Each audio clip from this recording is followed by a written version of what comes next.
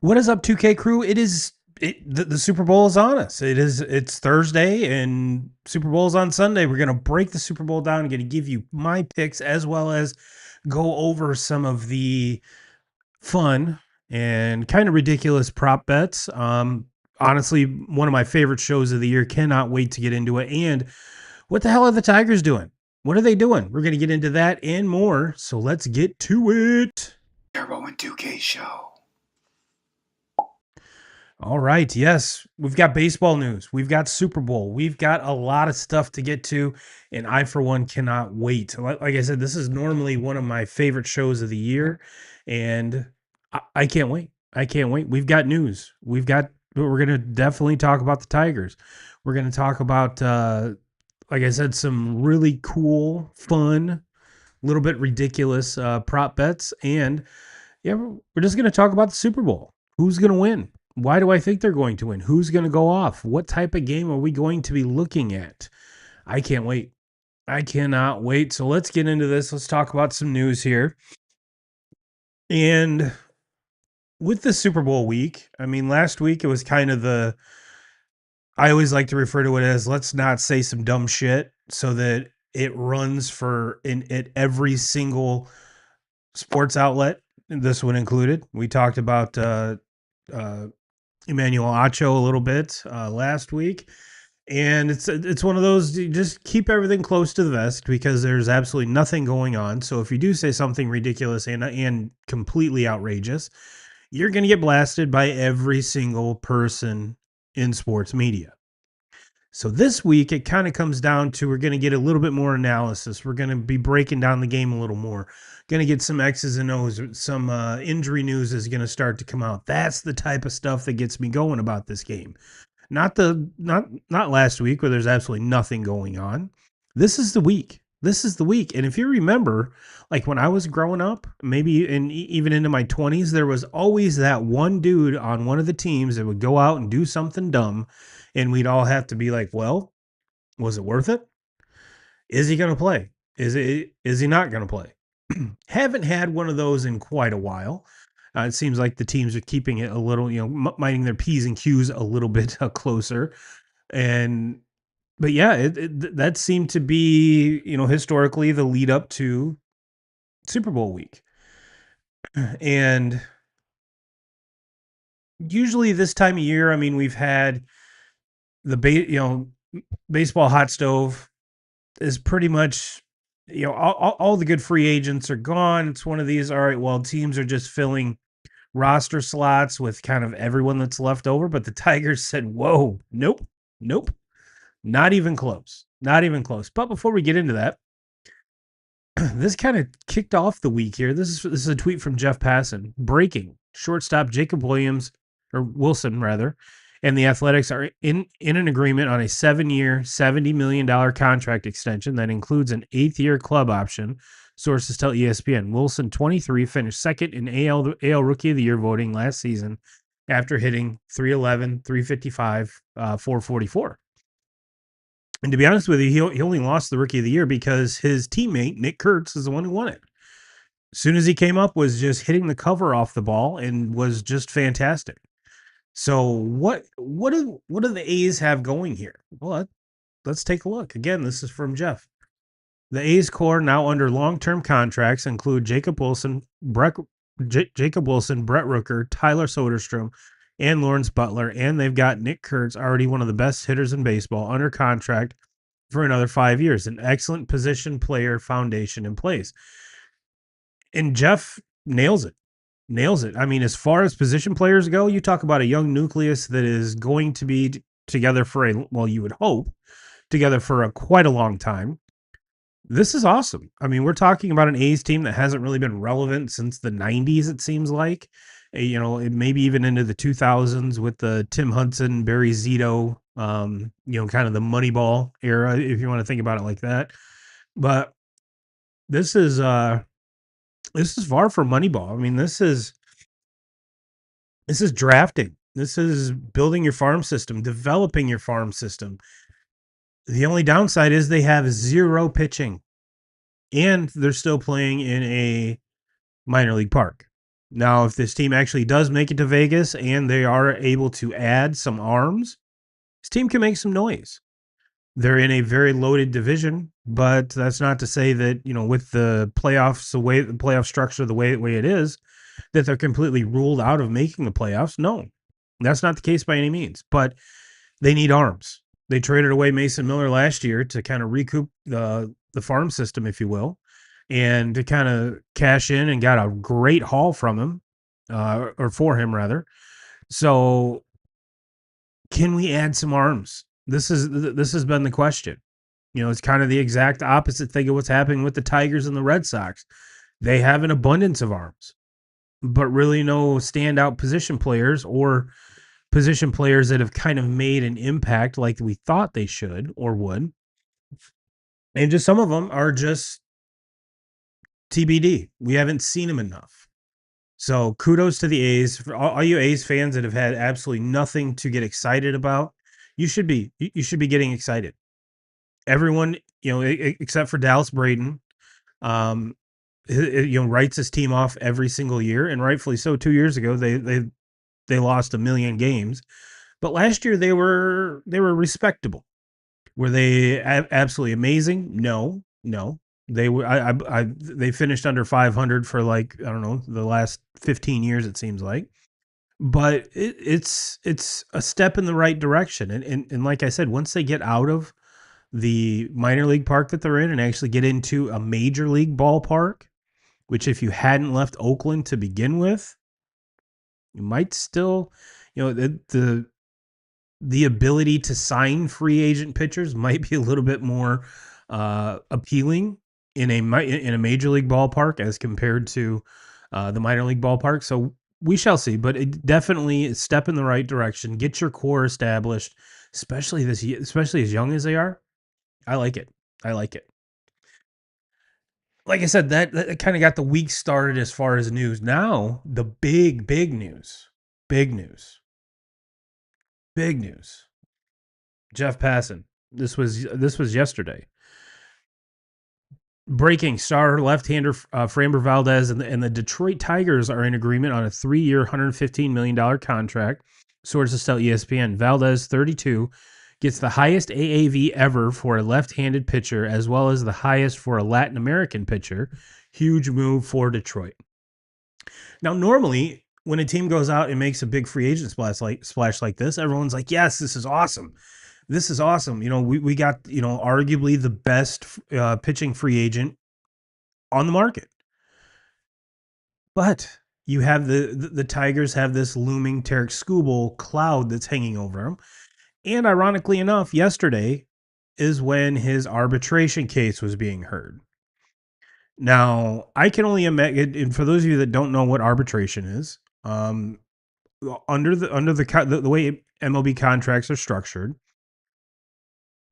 the last, I believe, 3 years that you're under team control, you are arbitration eligible, and they put out a number, and the player comes back and says, "No, I want this," and if the team agrees, then you don't go to arbitration.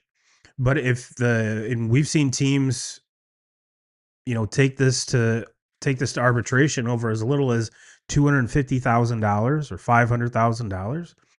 And you sit before a board, and the player and his agent give their reasons why they think they're worth X amount of dollars. And the team is over here saying, well, this is the reason why we want to pay you this amount, which is less than what you're asking.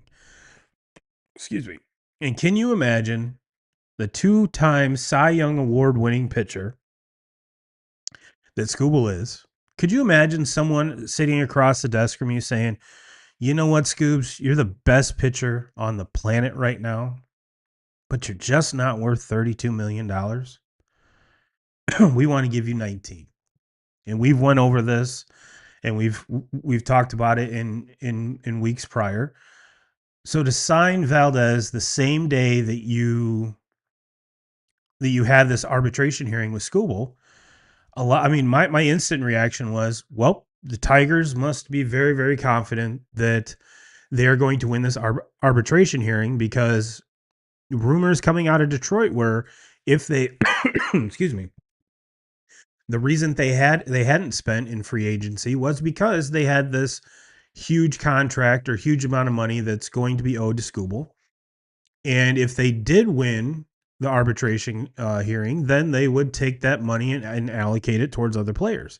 That was the rumor coming out of Detroit. It was almost like a self-imposed salary cap. Okay, so earlier today, I know this is a Turbo and 2K show. You came for Jeff Pass and you got us. Breaking two-time reigning American League Cy Young Award winner Tarek Skubal won his arbitration case and will make $32 million this year. Sources tell ESPN. Skubal's bet to go for the largest salary ever in arbitration system paid off, as he'll make $13 million more than the Tigers argued. So you sign Valdez to the highest AAV of any left-handed pitcher in Major League Baseball history, and you have the best lefty, best pitcher on the planet still on your roster. And there'd been trade rumors, just flying around. Everyone's saying that the Dodgers, the Tigers are going to trade Skubal to the Dodgers, and this, that, and the other thing. The Mets possibly. Teams that are going to have not only the trade pieces, to actually get him, and then have the money to sign him to a massive, massive extension. So it's not the list of suitors was very small. Let's put it that way. So where does this leave the Tigers? Now, if I'm Skubal, and after that last night, it's like, man, yeah, Framber Valdez is a very, very good pitcher. Has he ever come close to winning a Cy Young? Nope. Guess what? I've got two of them. And they're giving him almost $40 million a year, and they want to give me 19. And I'm a heck of a lot younger, heck of a lot better, and I'm homegrown. This is how you want to treat me? My initial thought was there's no way in hell. No way in hell. This Skubal, before the ruling came out today, I was expecting a passing tweet saying that Skubal has requested a trade.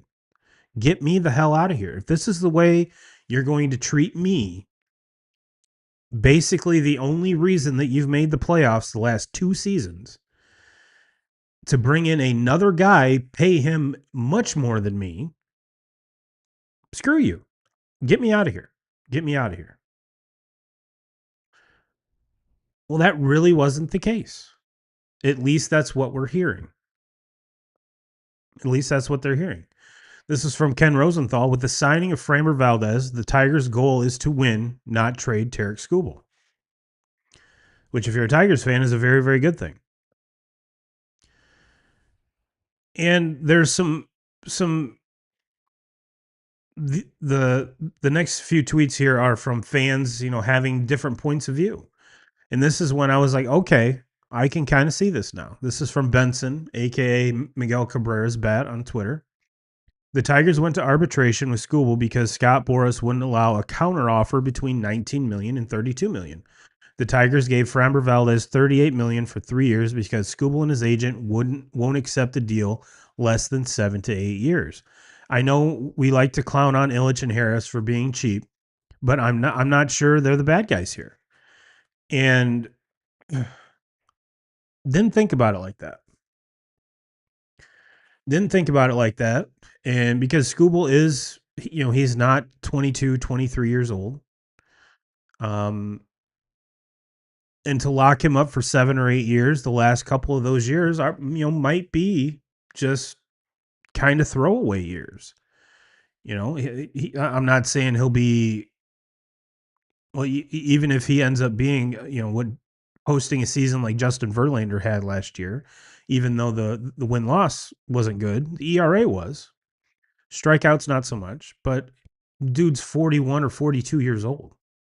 You look at Clayton Kershaw. Clayton Kershaw was one of the reasons why the Dodgers ended up winning the division or getting their seat in the playoff, because he was able to, make as many starts as he did, post as good of numbers that he did in a role that he really wasn't expected to do because of so many injuries that happened to the Dodgers starting staff.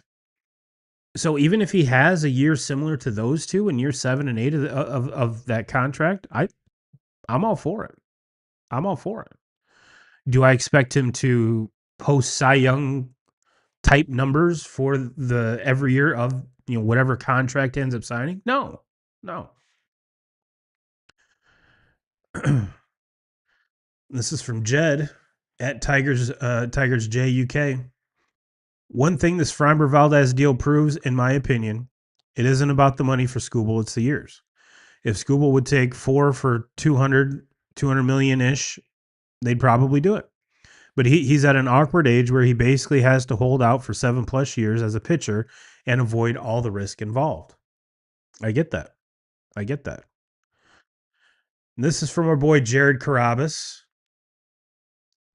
Imagine telling back-to-back Cy Young Award winner and model citizen Tarek Skubal, who bleeds Detroit blue, that you're planning on slandering him in court so you can pay him $19 million instead of $32 million, but you have no problem on paying Framber Valdez $38 million a year over 3 years. And that's kind of where my mind went to. And from everything that I've read, from everything that I, the Detroit insiders that I follow, it was more the organization saying, "Hey, Scoobs, we're going to spend and we're going to get you what you need so we can go further in the playoffs." And I think most of Detroit was sitting back going, "Okay, well, we need bats. We need bats bad." And can Riley Green recreate what he did last year? Who knows? Who knows? Got a lot of young kids that are, just itching to make the big leagues. What's Torkelson going to do? How, Gleyber Torres, is he going to have as productive of a season as he did in the first half of the season? I think similarly with my Red Sox, the Red Sox and the Tigers strike out a bunch. What are they going to get from Javi Baez? Baez had a coming out party the first part of the year where it looked like he was back to, circa 2016 with the Cubs, playing center field and shortstop. Made the All-Star team as a center fielder. Remember that. But where's the bat to ball? Where's the power? Where's all of this coming from? Well, sure as hell isn't coming from Framber Valdez. And you have to remember, one of the reasons that Valdez was on the market for so long was because of that incident where the catcher was telling him to step off and he threw a pitch anyway. So he's not the most model citizen. And I think a lot of clubs were looking at that going, do we really want that in our clubhouse? I don't think so. So that's why he was on the market for this long. And I think he was hoping for more than 3 years. I mean, that's just my opinion. But Scott Harris looked at the situation and said, you know what? Instead of my initial reaction saying, all right, well, they're signing Valdez, so they must have won or had come closer to that $19 million that they wanted to pay him, pay Skubal in the arbitration hearing. He said, you know what? I'm going to get the best available player. I'm going to put him on this team, regardless of where he plays and what he does. The best available player, which was Framber, to go on this team to show Skubal that, hey, we really do want to go far in the playoffs. We really do want to win this thing, and we think we kind of have the horses to do it. And if we're being perfectly frank, and this ties into my Red Sox perfectly, because my Red Sox and the Tigers, I think, are very similar in their construction. Very, very good pitching staffs.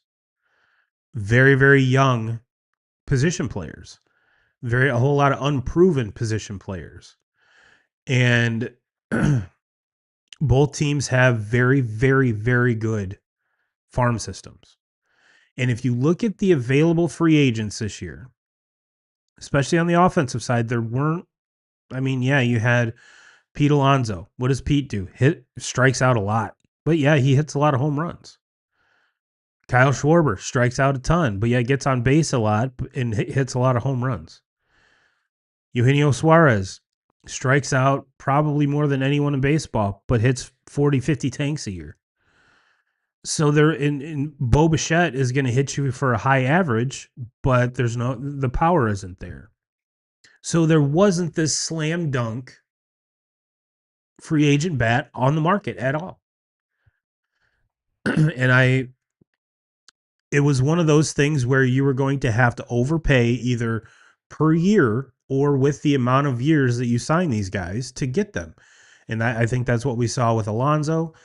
And the Suarez thing for 15 million.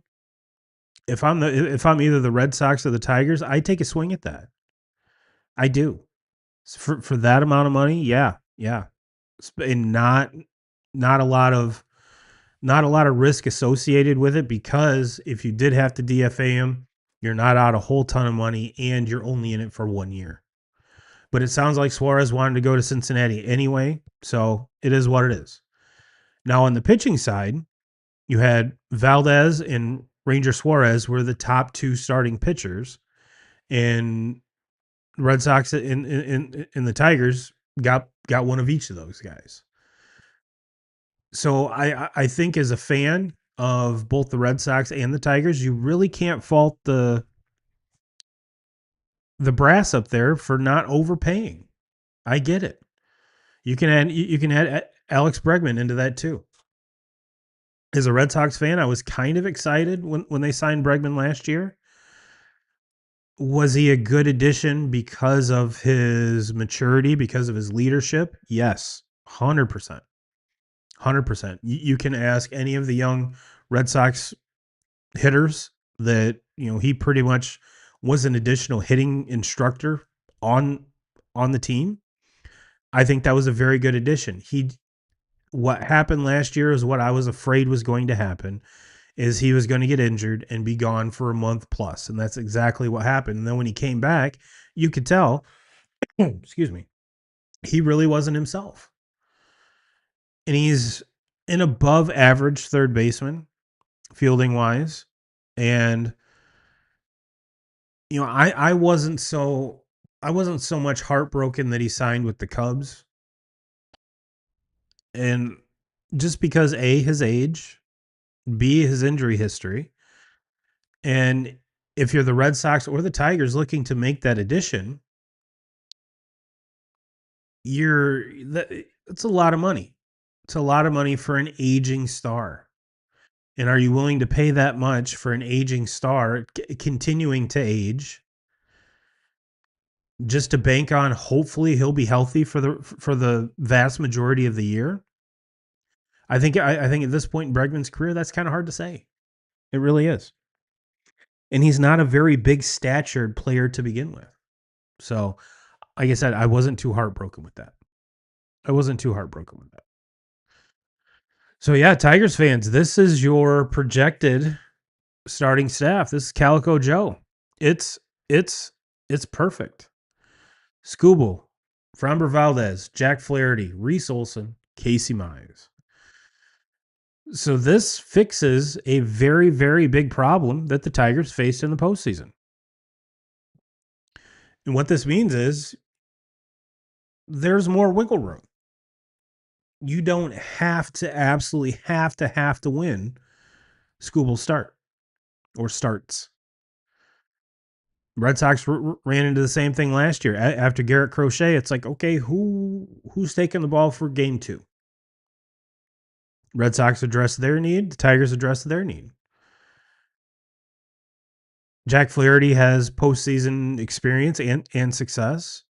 And when you were kind of relying on Casey Mize as being your number 2 last year, which at the start of the year, he looked fantastic. Let's hope that as he is being relied on as a lower in the rotation guy, that he doesn't have the pressure of being a number 2 or 3. So maybe he can take that next step and in the years to come can move up in that rotation to the 2 or 3 spot. I think that's what the Tigers are thinking. And ultimately, if Skubal decides to leave in free agency after this year and does not sign an extension, you have another ace in Framber right there. Is it apples to apples to compare Framber to Skubal? Absolutely not. But it's the best fallback plan I think anyone could imagine it at this point.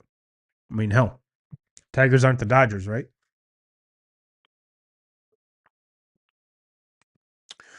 For those of you watching live, let me know your thoughts on the whole Tigers situation. And speaking of those watching live, I just want to give you guys and gals a big shout out over on TikTok, over on Facebook, over on YouTube, and over on X or Twitter. Wherever you're at, give us a follow, like, hit the bell, all that good jazz. And for those of you listening over on the audio side, the true OGs of the 2K crew, whether you have us in your ears on the treadmill or on the way to work, thank you so much for allowing us a little bit of your day. So with that being said, I mean that's pretty much all the news. That's pretty much all the news. So let's get to my favorite part of this show. The Turbo and 2K's prop bet extravaganza. Now there's so many of these just asinine just bets period that let's just have some fun. Let's have some fun. You got to start with the pregame. The coin toss. Coin toss. And I'm getting these over from ftnfantasy.com. They got the odds at each minus 101, heads and tails. Always been a heads guy.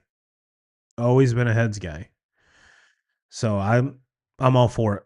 I'm all for it. Let's see here. Tails holds an all-time high, or holds an all-time lead with 31 and 28.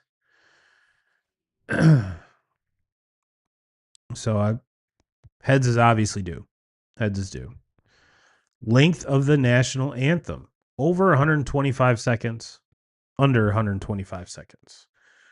Over has odds of minus 150. Under has plus 110. Little note here, Charlie Puth is the one singing the anthem this year. And hey, he's cruising through it in 72 seconds on his YouTube page. So we'll be in it. We'll be in and out real quick, right? Well, he says he's going to put a lot of jazz into it and has already invoked Whitney Houston's rendition multiple times in interviews leading up to the game. However, we may be lucky if he's done by the time the second quarter begins.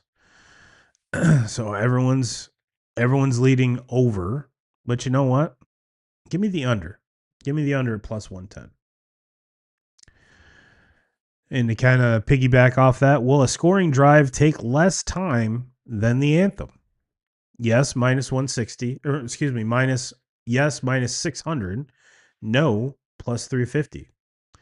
There have been 498 drives this season with a score in 202 or less. Certainly doable. The Seahawks have 25 of them by themselves, most recently 2 in the NFC Championship game against the Rams. The Jackson Smith and Jigba touchdown in hurry-up mode at the end of the first half, and technically one play shot to Jake Bobo after the Rams muff punt in the third quarter. Patriots have 21. So yeah, that's why it's leading towards a yes at favored at minus 600. And there's always one of these, and it says a scoring drive. So that doesn't mean a touchdown. That it just any score has to post. And when you get towards the end of the game and towards halftime, I think that's when the hurry up starts to go. I'm going yes on this one. I'm going yes on this one. Now let's get into the unusual gameplay props. This is a new one. I haven't seen this one before.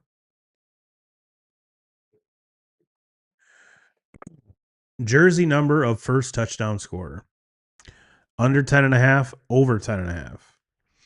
And this is a little bit, this is a little bit more relevant here just recently because we're seeing Um, wide receivers have lower numbers. We're seeing running backs having single digit numbers. So it's not like when I was growing up where the wide receivers were having in the 80s and the running backs having in the 20s. So it is what it is. It says the proliferation of single digit receivers pushes this line lower and lower. If you take the under, you will get Keyshawn Butte, Stephon Diggs, Drake May, and Kenneth Walker, but that leaves Travion Henderson, Ramondre Stevenson, Hunter Henry, Jackson Smith and Jigba, and AJ Barner, amongst others. If we were at even odds, or the over is where I'd go. The threat of a big bomb to JSN early is really tempting, but getting plus 120, I like the idea of being Kenneth Walker the third punching the ball in after a big drive. They wouldn't pass. They won't pass at the goal line again, or would they? Give me the under and the single digit crew. I'm actually leaning on the over on this one. I like the Travion Henderson and the JSN um, JSN part of that. Will Seattle attempt a pass from the opponent's 1 yard line? Yes, plus 550. No, minus 1,000. There is no way in hell that is going to happen again. No way in hell. Will a Patriots linebacker or offensive lineman catch a pass? Yes, plus 600. No, minus 1,500. Where this is coming from is Vrabes. Vrabes caught a handful of touchdowns as an offensive lineman in his career. It says, got to throw a Patriots signature in here too, or in this case, a Mike Vrabel signature. Vrabel in his career caught 12 passes on 16 targets, with each reception going for a touchdown. That includes 2 Super Bowl touchdowns in 2003 and 2004. You would kind of have to think that this might be a thing. This might be a thing.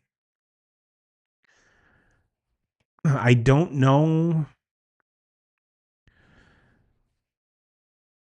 It says the fact that the wording of the prop requires it to be a Patriots linebacker hurts the odds because it's nose tackle Chris Tonga, who has gotten onto the field on offense, 18 snaps, including 2 lined up wide. A Tonga touchdown would make this bet tempting as a fun play, but with him not counting as either a linebacker or offensive lineman, even the best hope these slim props have of cashing seems unlikely. No to both. I'm going to lean no on this one too. Even though it's fun, this is the Super Bowl. But then again, Philly special, none of us really thought that was going to happen, right? So, but I think with Vrabes, this is going to be something that's going to be close to the vest, and it's going to be. I really couldn't see anything out of the ordinary, especially considering it's his first as a coach. This is Drake May's first. A lot of these guys on the on both teams, it's their first Super Bowl appearance ever. So nerves are always going to be high, and I think it's going to be a little bit higher with these guys that have never played. So I think I don't think we're going to see a whole lot of trickery here. Which player will be shown first with next gen stats? This is kind of cool. And what that means is AKA the one who does a cool thing we can stick a number on first stat. JSN's at minus 200, Stephon Diggs plus 400, Kenneth Walker plus 500, Ramondre Stevenson plus 600, Rashid Shaheed plus 900, Travion Henderson plus 900, Kyle Williams plus 1,200. And yeah, this is Shaheed was the fastest player in conference championships, hitting 19.68 miles per hour on his 51-yard catch. He had a huge kickoff return touchdown and a long run against the 49ers too. He's been getting the Seahawks going with a bang, and with the NBC wanting to get all their fancy packaging and stats out early, I like him to do something really fast that gets their attention. And speaking of that, which we'll get into the next prop. Give me JSN on this one. I mean, this dude, I understand that, which we'll get into kind of in the later in the show. This secondary for the Pats is completely different than the secondary of the Rams. I don't think JSN is going to be running just as free and as can be like he did in the conference championship game. I think there'll be a little bit tighter coverage, but JSN is JSN. And yeah, I will take the favorite here at minus 200. Next gen stats, top speed recorded over 18 and a half miles per hour, under 18 and a half. Over sitting at minus 130, under minus 110. In the conference championships alone, Rashid Shaheed, Drake May, Jackson Smith and Jigba, Sam Darnold, and Mac Hollins all recorded speeds over 18 and a half miles per hour. And in the rest of the playoffs, you get Ramondre Stevenson, Keyshawn Butte, Marcus Jones, and Kenneth Walker III. 18 and a half is way too slow for a line to set like this. Definitely taking the over. And it says if Sam freaking Darnold is beating your fastest player mark, you can put that too low. Agreed. Especially if you're giving me Sam Darnold and Drake May have both top this, yeah. Yep. Not even a question. Not even a question. So the next one, I'm completely horrible with Roman numerals, so I'm not even going to try this. How many times is the last time these two teams met in the Super Bowl? Highlights be shown. Over 1.5, minus 150. Under 1.5, minus 150. So pretty much even. This is the only from kickoff to whistle that's important. There's plenty of time in the 2,000 hours of pregame coverage to go over all the last time the Seahawks and Patriots met in the Super Bowl, but less time to squeeze them in once the game action happens. The line 1.5 because it's fairly safe to say we'll see Malcolm Butler's interception, but there are other plays we're showing too. I'm going over on this one. Even though the author of this says he's going under. Who will be mentioned first? Drake May attending Super Bowl 50, plus 110. Sam Darnold is the first quarterback from the 2018 class to reach the Super Bowl, minus 150. Says Drake May did, in fact, attend Super Bowl 50 in the same stadium.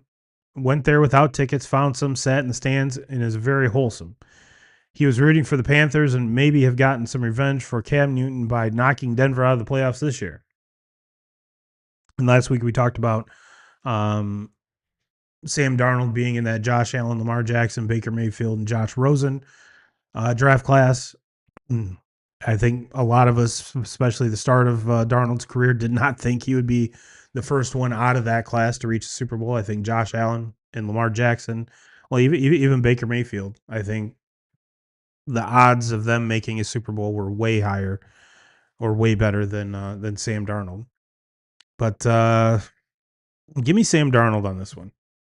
Give me Sam Darnold just because it's more of a stat and it's more of a talking point than just mentioning a story about Drake May attending this Super Bowl 50. So yeah, give me Sam Darnold. Which Patriots fan will be shown first? Mark Wahlberg, Ben Affleck, Matt Damon, John Krasinski, John Cena, John Bon Jovi, Elizabeth Banks, Steven Tyler, Bill Burr, Conan O'Brien, Elton John. Those range from plus 300 to plus 2,500 with Elton John. I think just because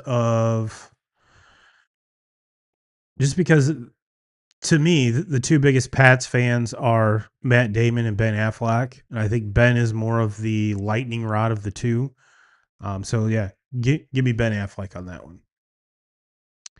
Which Seahawks fan will be shown first? Richard Sherman, Chris Pratt, Will Ferrell, Rainn Wilson, Eddie Vedder, Sir Mix-a-Lot, Dave Matthews, Macklemore, Joel McHale, or Bill Nye. I think Sherm's the easy pick here. I really do. He was a member of the Legion of Boom. I mean, you really can't tell the story of Seattle getting to the Super Bowl without at least talking about the past team. So of course, yeah, I think Richard Sherman to me is an odds-on favorite for this one. He's at plus 200, all the way down to plus 2,000 with Bill Nye. So yeah, give me Sherman on this one. Yeah. Says also, does Richard Sherman count as a Seahawks fan at this point? Yeah, good point. Good point. He also says, I thought Eddie Vedder was a Bears fan. Who knows? Will electrical substation near stadium be mentioned? Absolutely. Yes, it's plus 700. No, minus 2,000. The dumbest conspiracy theory currently going in the NFL. Levi Stadium is located next to an electrical substation. The crackpot theory that the electromagnetic field surrounding the substation has contributed to the 49ers' poor injury luck. We've all kind of heard that story. But I think yeah, this is this is definitely, I'm not going to say newsworthy, but in the age that we're living, conspiracy theorists amongst us, I think this is definitely going to be brought up. Okay, this one's going to be a controversial one because it seems like there's a small fraction of NFL fans that, I'm not going to say enjoy Chris Collinsworth, but tolerate Chris Collinsworth. I'm one of them. And there's the vast majority who cannot stand him. So, will Chris Collinsworth mention Patrick Mahomes, minus 190? Say, now here's a guy, minus 175. Say, Nick Ebenworry's last name wrong, which, if I remember right, he's the one that's injured right now. Might not even play. Plus 150, or misidentify a celebrity, plus 550.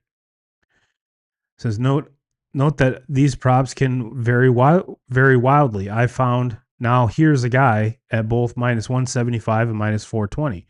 Huge gap between them. Shopping around, in other words. Eamon is thing is tempting because Collinsworth did have that game this year where he mispronounced Marcus Mariota weirdly. Actually, the most tempting thing here on the board might be Collinsworth not saying, now here's a guy, which is a common way to get into the impression of Chris Collinsworth, but not something he actually says all that much. You can get that at plus 285 in places. I'm going with that one. Minus 175.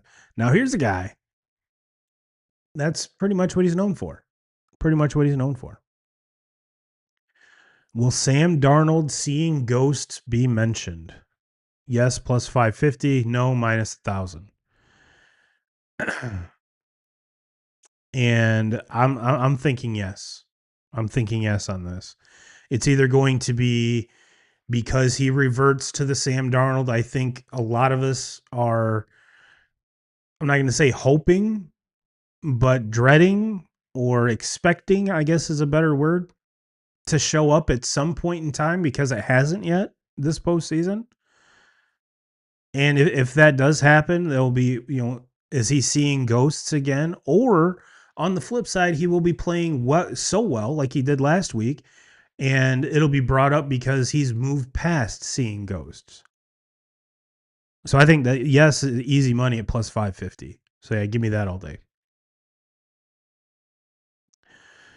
I'm not going to go over the first Bad Bunny song because I don't even know any of these songs.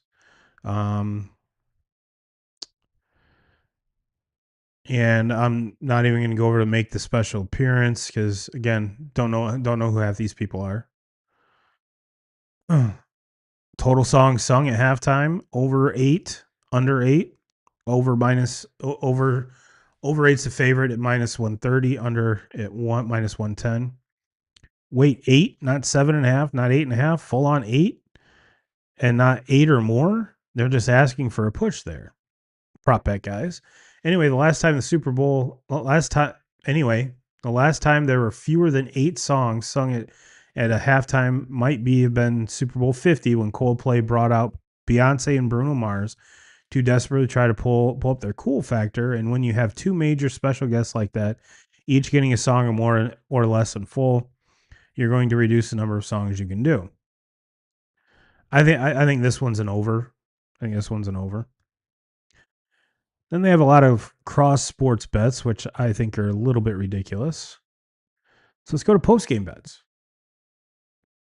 Color of Gatorade / liquid poured on winning coach. Orange plus 250. Blue plus 250.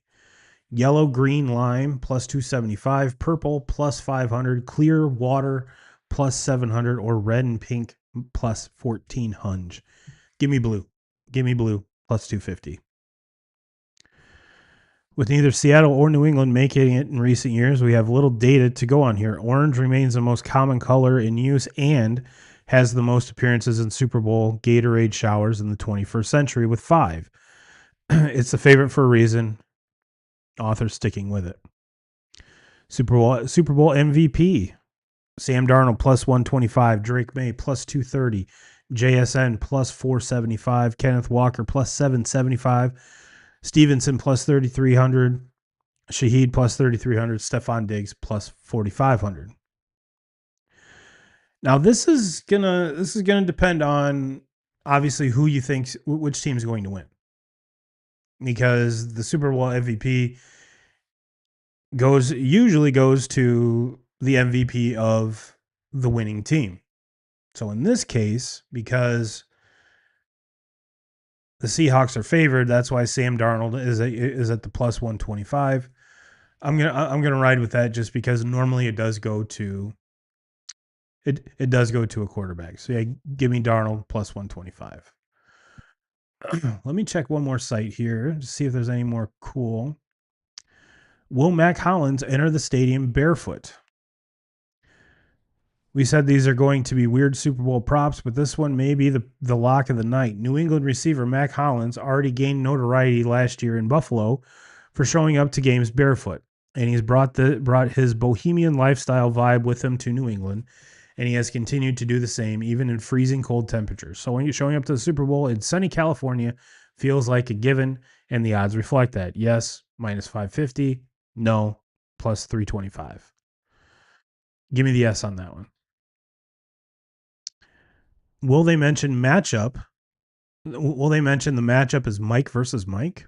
One of the stories on the championship Sunday was that all 4 coaches were named Sean or Mike.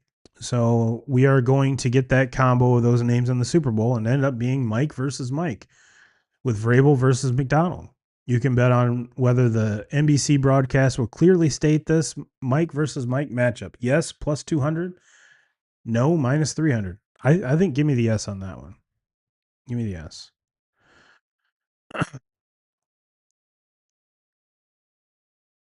Let's see here. A lot of these. Oh, here's a good one. Will Dave Portnoy be removed from Levi Stadium? Barstool Sports owner Dave Portnoy is one of the most vocal Patriots fans working in media today, and he is no stranger to hijinks and the idea that quote unquote all press is good press for his company. You can find a prop with yes only markets for him to be removed by Levi Stadium security, and one with even greater odds for him to be dragged or handcuffed, causing a ruckus. If you want the yes being removed from the stadium, it's plus 1,000. If you want yes dragged and handcuffed for plus 2,000. If you could only parlay that with a Seattle blowout on the alternate spread, because that would sound like a perfect night if you're rooting against New England and against Dave. Will Terry McAulay disagree with a call after review? With Super Bowl 60 on NBC this year, that means that the rules analyst Terry McAulay will be part of the broadcast. He will have a chance to weigh in on penalties or decisions made about an instant replay review.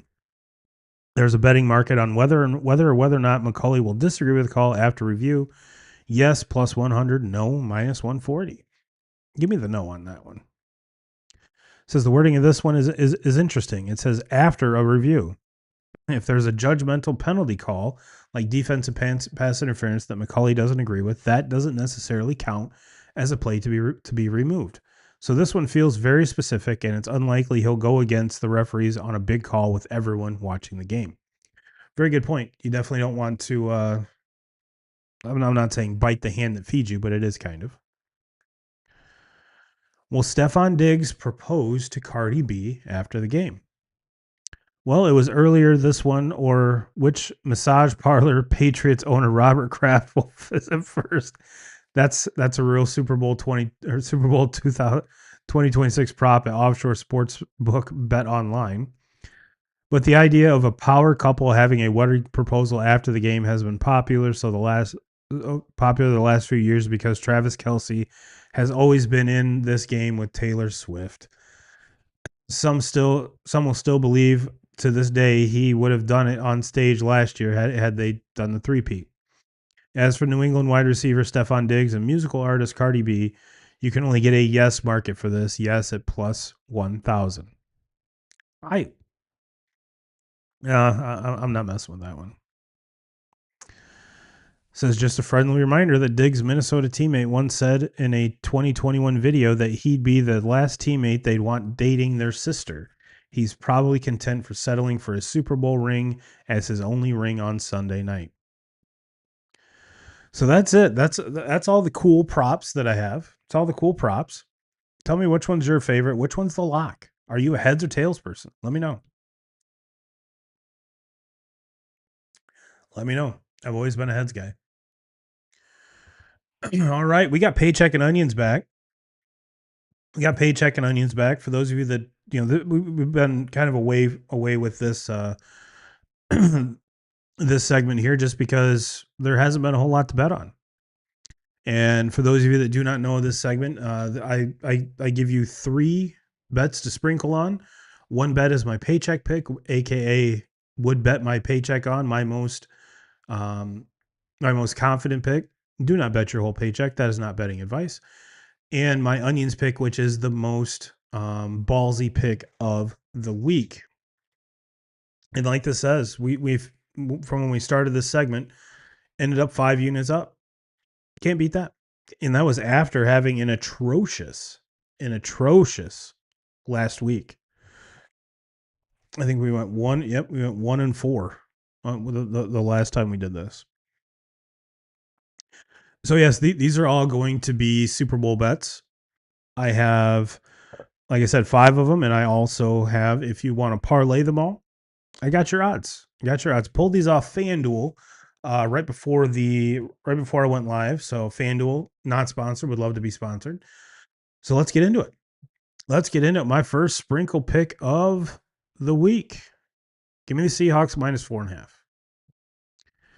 I know, and we'll get into more of how I think the game's going to go here, after the pick segment, but I'm honestly shocked this is 4.5. I expect it to be, it opened at 4.5 and it stayed right there. It's at minus 112. So fairly on point. I figured this would have run up 6.5 by now. And if you like that 4.5 number, I would get it locked in as soon as possible, because like I said, once the sharps get in, that line might move. Give me Kenneth Walker anytime touchdown. It seems like, especially with Charbonnet out, he's the go-to back. He had a monster game in the championship game, getting the vast majority of the carries. This dude's a touchdown machine. Love it. Give me Kenneth Walker the third anytime touchdown. That one's coming in at minus 195. Also, give me a Drake May anytime touchdown. If I'm not mistaken, he's had a rushing touchdown in the last 2 games, and was the only touchdown that the Patriots got 2 weeks ago. Granted, weather contributed a lot to that. But yeah, give me Drake May on the ground, rushing touchdown. That's coming in at plus 270. My paycheck pick of the week, give me JSN over, over 6.5 catches. He went absolutely bananas in the championship game. Now, like I said, Patriots secondary is vastly superior to the Rams secondary. But JSN put up the best numbers of any receiver in football this year. 7 catches is not outlandish for him, so I love that plus 6.5, and that's you can get that for minus 154.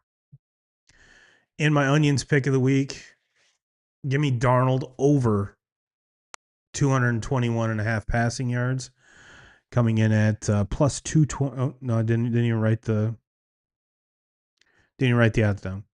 My bad. But if you want to parlay that and do the Turbo and 2Ks parlay, that'll get you plus 2,673 if you parlay all five. I don't think any of them are outlandish. I don't think any of them are a stretch. And I think if the game goes the way I think it's going to go, all of these are very solid. Very solid.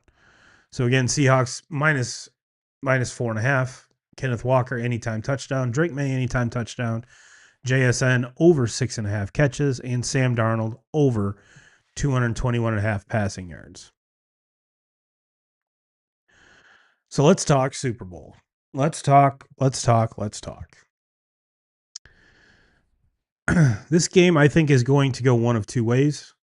I think it's going to be Seattle pulling away in the second half, or the Pats find a way to win on a last-second field goal. I think it's either very, very close, like time expiring, game-winning field goal by New England, or this is a three-score game by the end of it. That's the two ways I see this going down. And what really, really has me leaning the Seahawks. You can talk about Drake May facing the shittiest schedule in the last 35 years, regular season, but he's faced some amazing defenses up to this point. And Seattle's is nothing to scoff at. They are just as good as the last three that he's faced.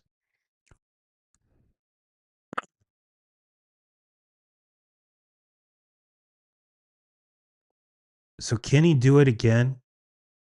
None of the games that the postseason games that the Pats have played, they've scored a lot of points. And when you're going up against great defenses, you don't score a lot of points. And it just seems like Seattle has the answer to every single problem that's on the test. Now, I know we've got Sam Darnold with the oblique. We've got Drake May with the shoulder. I think both of them play, and I think both of them play very, very well. And another sneaky pick, if you want to slide that in there, is I think Drake May's passing yards is the line set at 212, I believe. So if you want to do a six-legger, add an over on that. Don't hate it. I don't hate it at all. But I honestly think what it comes down to is Seattle's offense is a whole lot better than New England's, and Seattle's defense is a whole lot better than New England's. So when you add those two together, like I said, I think this is kind of a pillow fight to start the game. And then once Seattle gets rolling, I don't think you're going to see a stat line like Sam Darnold put up against the Rams. Because like I said, this New England defense is way better than the Rams defense. Because I think he went for like 375 or somewhere right around there. So for him to go over 221, yeah, love that. Love that. I got him going for like 275 and 2 touchdowns, maybe 3. At least 1 to JSN. And I think that I'm not saying that the weak schedule is going to catch up with the Pats. The Pats are a very, very good team. Obviously, if they weren't a good team, they wouldn't be in the Super Bowl. I get that. But I think them being here maybe a year or two early, yeah. Is it horrible that they're here? No, not at all. Not at all. So yeah, I honestly think Seattle blows this one open in the second half. Now, before we get out of here, there's a lot of folks that are I'm not going to say taking a stand. Like, I'm not watching the Super Bowl this year. I'm not watching the Super Bowl this year, mostly because of the halftime show, which I get. I will not be watching either. But I'm definitely going to watch the game. Leading up to this game last year, all anyone heard was, man, Chiefs again. We got to watch Travis Kelce and Taylor Swift and Patrick Mahomes and his wife and his brother, and we got to watch them again. Ugh. And the Eagles again. Why can't we get any new teams in here? This is ridiculous. Well, we have two new teams. Granted, they played each other, but when they played each other, it was a vastly different roster. So I don't even really consider that they played each other. This team faced off what, handful of years ago. Tom Brady was the quarterback of the Patriots, and Russell Wilson was the quarterback for the Seahawks. It's been a while. It's been a while. There's probably not a single player on either team that was on either one of those teams. So I consider this new blood. Love it. Love every minute of it. Look at the storylines we have to talk about. Sam Darnold being the first quarterback out of his draft class to play in the Super Bowl. The once labeled bust because he sucked in New York, sucked in Carolina. Oh, where would the Vikings be if they would have kept him? Would it be the Vikings here rather than the Seahawks? I don't know. But he's finally found a home, and he's finally successful, and he's got a really good team around him. McDonald is a hell of a coach. And on the flip side, we've got the young buck, second year, Drake May, family full of athletes, and a very, very young team, and two coaches that are very likable. Mike Vrabel's the guy's guy, the player's player. Smokes cigs, rips zins. I mean, and has said he would cut his wing off if he was able to win a Super Bowl. Well, Vrabes, I think your schlong is safe, at least this time around. And I think with the success this Patriots team has had this year, they know what they need to get for next year and the year after that, because they obviously have their guy in Drake May that's not going anywhere, and they seemingly have their guy in Vrabes who's not going anywhere. So it's easy to build around a coach, a quarterback, obviously, and a culture. And they have all three. So we might be seeing the start of what we've been used to the last handful of years with the Chiefs. Could this be the next dynasty? Who knows? Could New England, luck out and get their guy again, only having to rebuild for like 3 years? And if you follow any kind of Boston sports media, they call them massholes for a reason. So just because I don't think they're going to win this time around, they're primed to make it back next year. Granted, with a much tougher schedule, but it's still something to keep an eye on.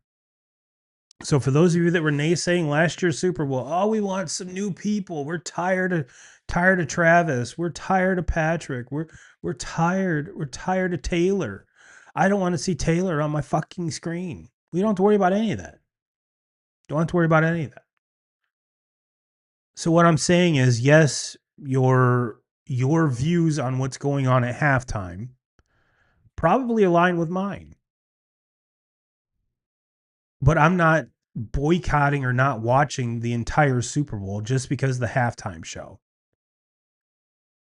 I mean, hell, last handful of halftime shows, I didn't even know who the people were. Yes, I'm that old guy. Sorry.